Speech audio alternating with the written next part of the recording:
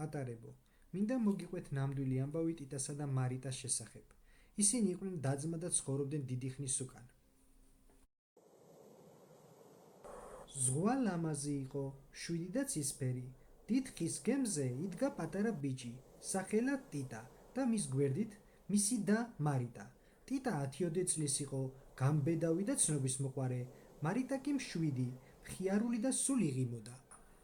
ორივე ძალიან ბედნიერები იყვნენ და მხიარულად აკვირდებოდნენ ზღვის ტალღებს. მაგრამ უეცრად დაუნდობელი ბიძგი, გემი ძლიერად შეეჯახა რიფს, ხმაური იყო, ფიცრები გაიბზარა და გემა წყლის შთანთქმა დაიწყო. მარიტა ჩქარა ნავში, დაიძახა ტიტამ და ხელი ჩაკიდა დას. მათ პატარა სამაშველო ნავი ნახეს და ზღვაში გადახდნენ. ტალღები აზოზრუდნენ და გემი ნელ-ნელად ჩაიძირა. ბავშვები შეშინებულები იყურებოდნენ უკან. ისინი მარტო დარჩნენ შუა ზღვაში, პატარა ნავზე. თან ჰქონდათ მხოლოდ ერთი პატარა ჩანთა. იქ იყო ცოტა პური, ერთი ბოთლი წყალი.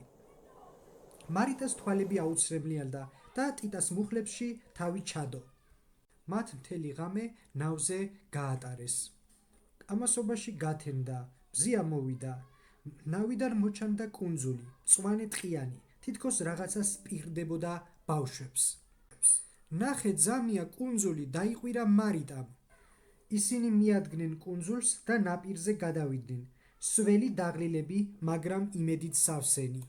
ბავშვები გაოცებულები იყურებოდნენ ირგვლივ. მაღალი ხეები იყო, უცნაური ხმაურით მოცული. ერთობლივად გადაწყვიტეს კუნძული შეესწავლათ. ტყეში ბილიკს გაჰყვნენ და მიადგნენ მდინარეს. წყალი სუფთა და ცივი იყო. ისინი დაეწაფნენ და შვებით ამოისუნთქეს. შემდეგ კი მყუდრო ადგილას დაბანაკდნენ. მდინარესთან ახლოს ცეცხლი დაანთეს და თევზი შეწვეს, რომელიც ტიტამ ხელით დაიჭირა.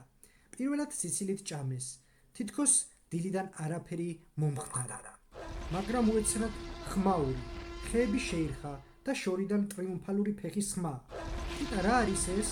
შუმად იკითხა მარიტამ.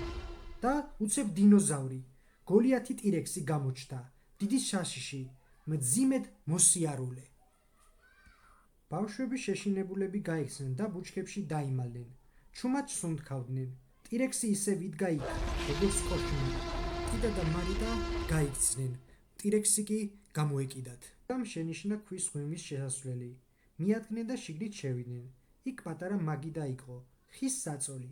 თითქოს აქ ვიღაც ცხოვრობდა. დინოზავრი უკან გამოედევნა.